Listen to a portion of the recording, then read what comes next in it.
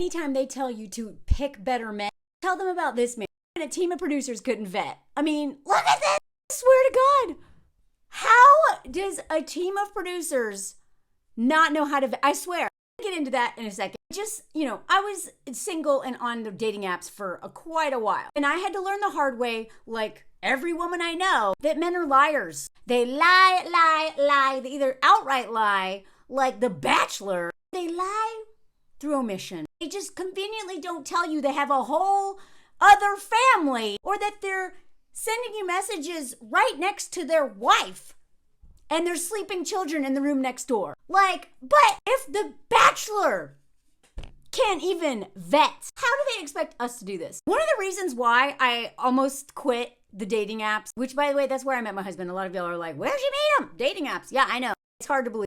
But I realized through getting screwed so many times by realizing I was dating a complete liar or like a sociopath that I found lots of ways to catch men in lies. I'm like, okay, they say they went to this school. So then I Google that school plus the first name plus the image. But I'm like, it's exhausting. It is so time consuming for women to be on dating apps or just dating in general and try to avoid sociopaths. And The Bachelor couldn't even vet. Okay, so now look at this. For the full story of just how much this Golden Bachelor sucks. Click this comment. There's a whole video about it. It's so bad, y'all. But I just want to focus on this one aspect in this one. He said himself in a podcast with Justin Long, that dude's problematic, by the way. God, I gotta do a video on him. He said, they did, it was like such an elaborate screening process. Seeing my fingerprints of the FBI, numerous background tests, psychological evaluation, and like 360 questions, and, another hour's interview, ridiculously thorough, blah, blah, blah. These journalists for The Hollywood Reporter just went on LinkedIn. Did the producers not go on LinkedIn? Even women on the dating apps know to go on all these men's social media platforms, including LinkedIn. And, it's right there. Last time he was a restaurateur was when he owned a drive-in burger joint, that Mr. Quick hamburger joint that he sold in 1985. That's I was 7 years old, y'all. That's almost 40 years ago. But this man was like, I am a rich, successful bachelor, restaurateur. No, he was a janitor. It's not a knock on janitors. But this dude lied. I think janitors should get paid more, way more, especially in schools and hospitals. Anyway, so in The Hollywood Reporter, they're like, we don't know if they're just didn't know this stuff or just ignored them. The dude lied about having not dated anyone, having not kissed anyone since his wife died. He literally cried about it. The amount of times this man cried on this season. He's just so heartbroken that he's having to break these women's hearts. I don't buy any of it. He also claimed, that he had retired at the young age of 25 as a restaurateur. But that would have been 2006. Since then, he has been working at Gannon Pools, installing hot tubs. Confirmed by Carrie Gannon themselves, he's a maintenance man at this health center, verified by all of his colleagues who were literally at his retirement party.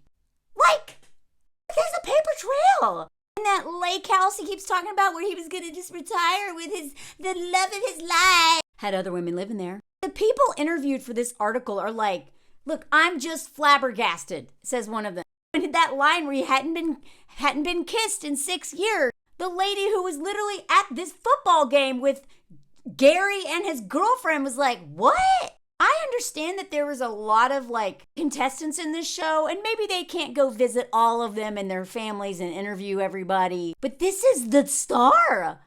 Did you not think to go to the lake house and talk to the people in town? Because it's a little town. The most important character on that show is The Bachelor. And all it took was going on his LinkedIn to figure out that he's full of crap. Not any single women producing that show, because single women who have to deal with men on a regular basis, men who try to take our money, who try to coerce us into schmegs, who lie about having children and lie about chronic illnesses because they want us to take care of them. They lie and they lie and they lie, and we have learned that the hard way through a lot of trauma and sometimes through losing lots of money from these parasites. They had a whole team of producers. Didn't discover this? We don't even have a whole team of producers doing FBI background checks and interviews and psychological tests, and we still have to figure out how to avoid dating a man or marrying a man who will literally ruin our lives. For all the people out there who are like, just pick better men. It's not just men who say that, by the way. I know that you have to vet harshly. I know that there are men who can pass all the tests and do the switch up. All those things are true. At the same time, a whole team of people paid to cast and check this man out ended up with a complete liar.